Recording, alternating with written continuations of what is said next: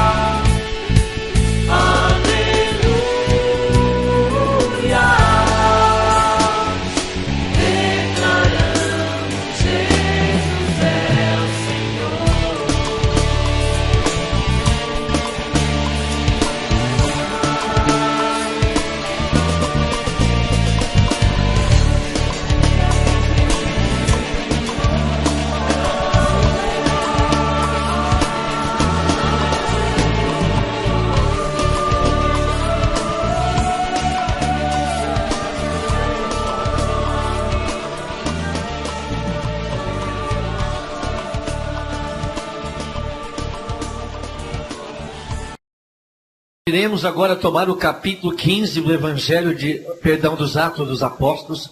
Hoje nós veremos o primeiro concílio da igreja, chamado Concílio de Jerusalém. O que é concílio? É a reunião de todas as pessoas constituídas em autoridade na igreja. E naquela época havia uma grande discussão. Alguns judeus que haviam aceitado Jesus Cristo teimavam em dizer que para a pessoa ser cristã, ela precisaria seguir todas aquelas 600 leis levíticas, aquelas leis ditadas por Moisés. Mas Paulo e também os outros apóstolos queriam afirmar que para a pessoa ser cristã não precisava mais seguir os ritos do Antigo Testamento, mas precisava apenas se abster dos ídolos e dos pecados que eram inclusive condenados pelo Antigo Testamento. Havia então a grande discussão. Na igreja sempre houve discussões, sempre houve momentos em que os cristãos se sentam para colocar em pratos limpos a vontade do Senhor, para fazer a vontade do Senhor. E no versículo 7, aqui Pedro fala com o Papa, para apaziguar os ânimos e falar como chefe da igreja que ele era. Versículo 7.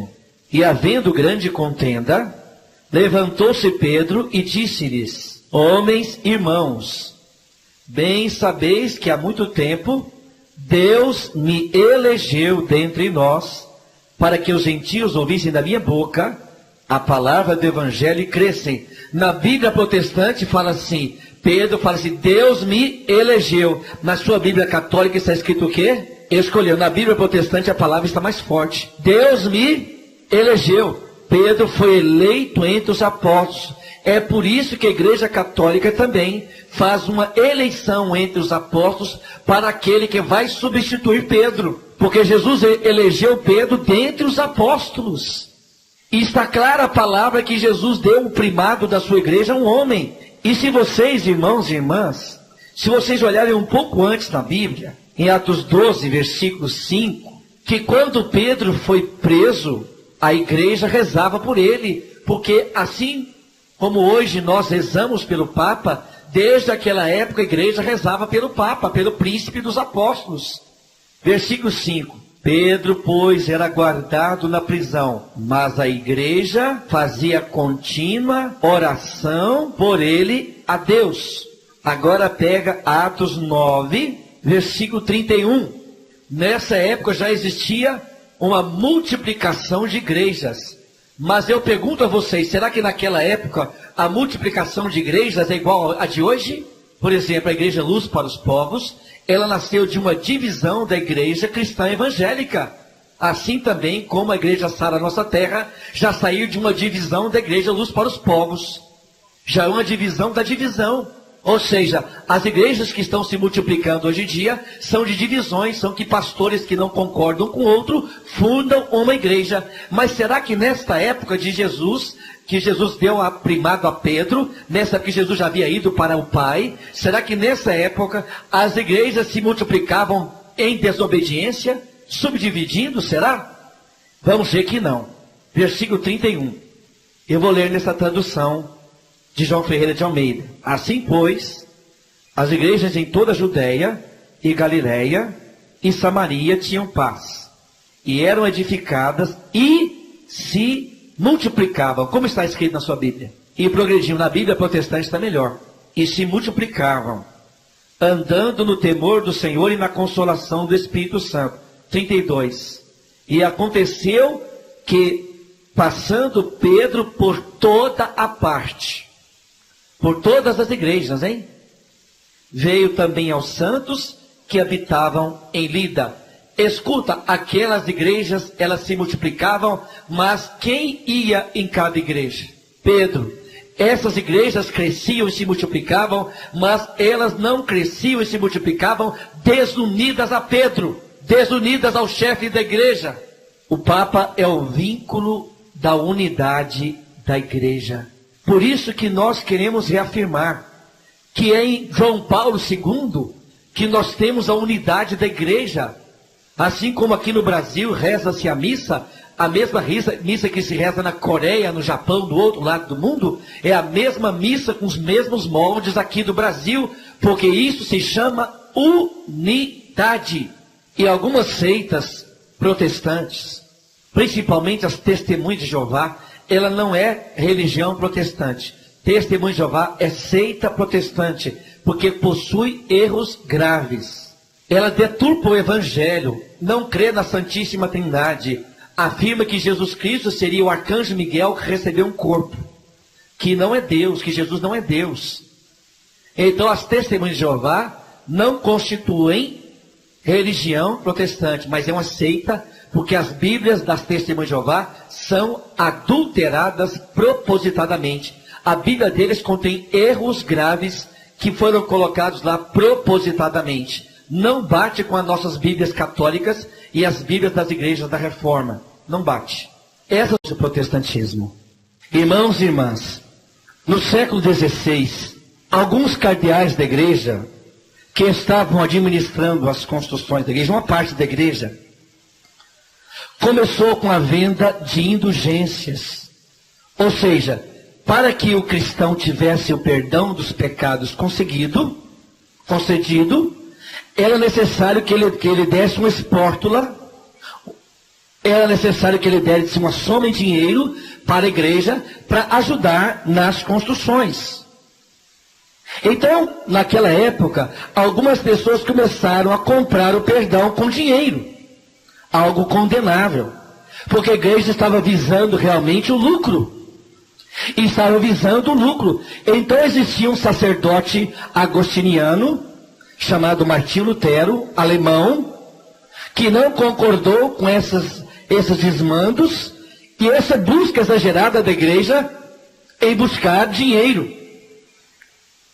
Então ele se revoltou contra a igreja e afixou as 95 teses do protestantismo nas portas da igreja de Wittenberg, na Alemanha, dizendo que não aceitava mais a igreja católica por causa daqueles 95 pontos que ele não concordava.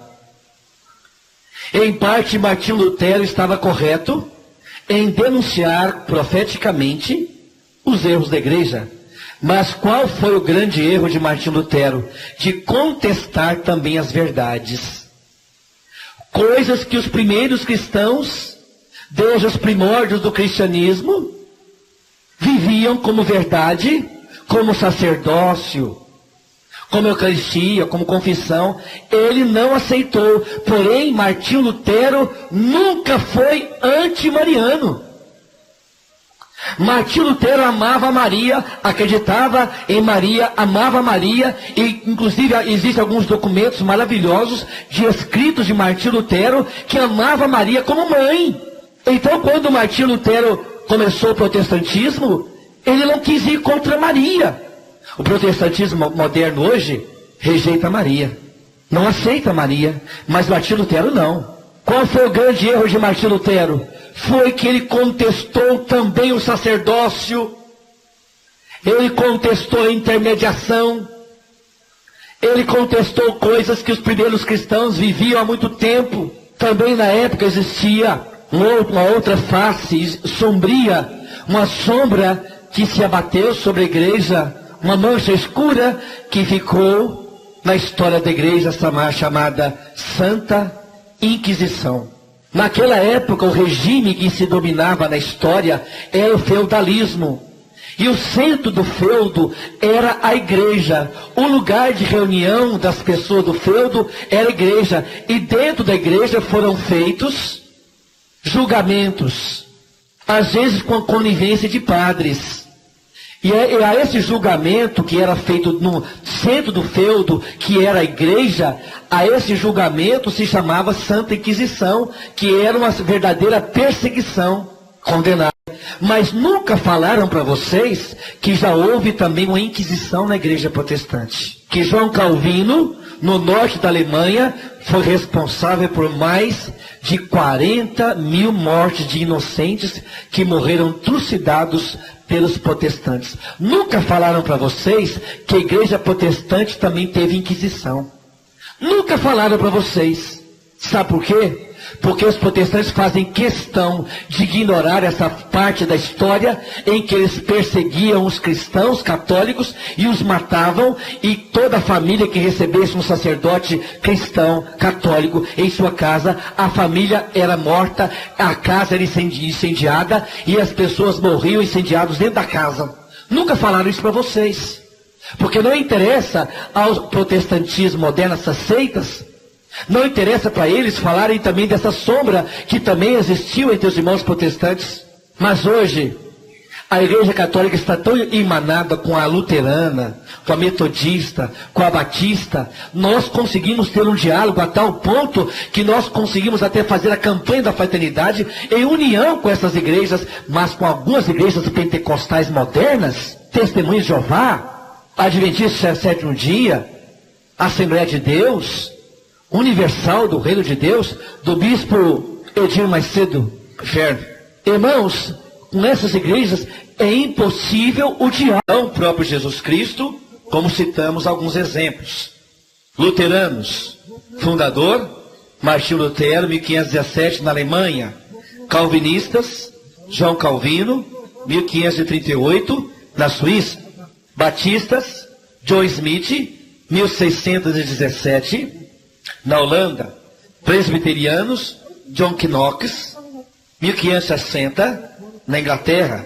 Congregacionistas, Daí também saiu no Brasil, a Congregação Cristã no Brasil, que veio dessa igreja, de Robert Browne, 1600, na Inglaterra. Metodistas, John Wesley, 1727, na Inglaterra. Anglicanos, Rei Henrique VIII, 1534, na Inglaterra. Adventista de sétimo dia, William Miller, 1831, nos Estados Unidos. Testemunha de Jeová, Charles Taze Russell, 1874, nos Estados Unidos. Ele errou 5 vezes a data do fim do mundo. 5 vezes. Por fim, ele não fala mais em data do fim do mundo. Mas foi célebre a ocasião em que ele falou que quando chegasse o ano de 1900, quando chegasse o ano de 1901, quando chegasse o século XX, o mundo acabaria. E o mundo, de fato, acabou para ele que morreu. Pentecostais. O avivamento pentecostal começou no século XIX, com diversos pastores. E através do pentecostalismo, surgiram várias correntes pentecostais, que todas elas tiveram como berço os Estados Unidos. Os Mormons, Joseph Smith, 1830. Os Mormons é uma igreja que acredita não só na Bíblia, mas no livro dos Mormons, que é um livro que, segundo o seu fundador, Joseph Smith, ele recebeu de Deus aquele livro e o traduziu, e esse livro foi guardado e não mais se pode ter acesso a ele.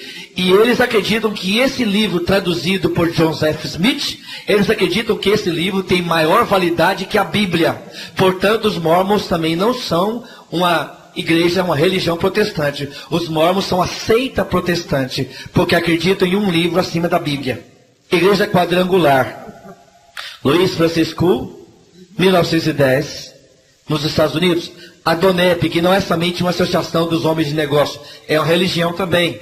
Ela foi fundada por Demos Sakarian, 1952, nos Estados Unidos. E aqui eu fiz questão de acrescentar Igreja Universal do Reino de Deus, Bispo Edir Macedo, 1967. Foi a fundação oficial da igreja. Essas igrejas foram fundadas por homens e não possuem o modelo bíblico de igreja. E aqui eu